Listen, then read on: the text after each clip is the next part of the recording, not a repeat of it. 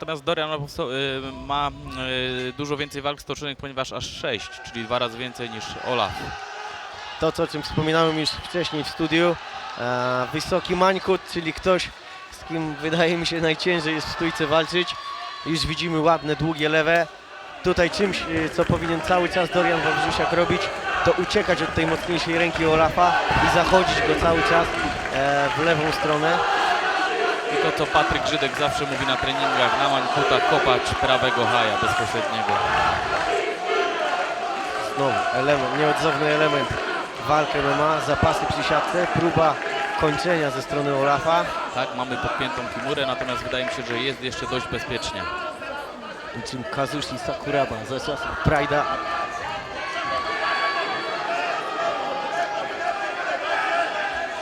Jeżeli wyrwie ręka, właściwie w tej chwili to zrobił, to może być bliski wpięcia za plecy, co właśnie próbuje zrobić Dorian.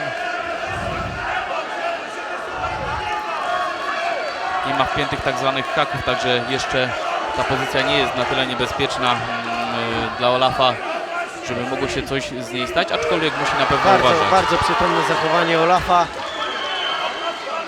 Okopuje teraz nogi Doriana Wawrzysiaka.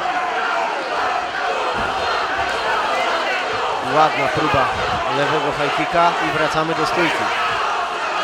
Straszy tymi długimi lewymi cały czas reprezentant Silesian Cage Club. Potknął się Dorian, wylądował na plecach, ale Olaf daje mu spokojnie wstać. A to oznacza, że chyba tą walkę będzie chciał prowadzić w stójce. Zresztą co widzimy? Widzimy, że już wydaje się troszkę zmęczony trudami tego pojedynku Dorian Wawrzysiak. Może to było tylko takie moje mylne wrażenie, ale wydaje się, że dość ciężko oddycha.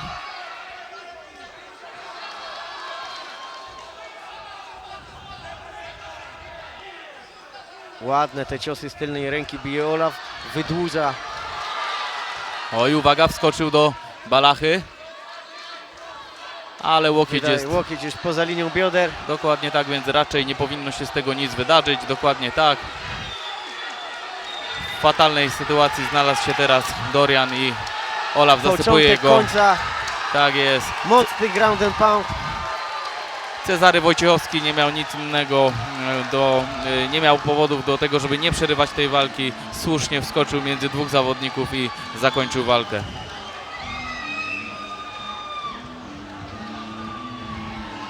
Załamany Dorian Wawrzysiak. Myślę, że zmęczyły go te próby technik kończących. Kosztowały go naprawdę dużo energii.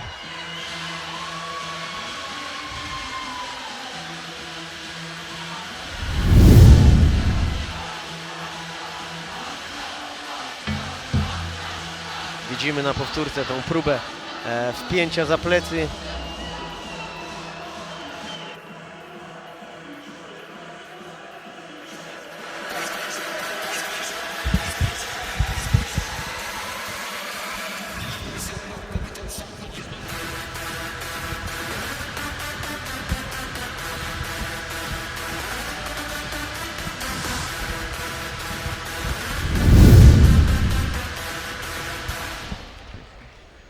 Idź ty.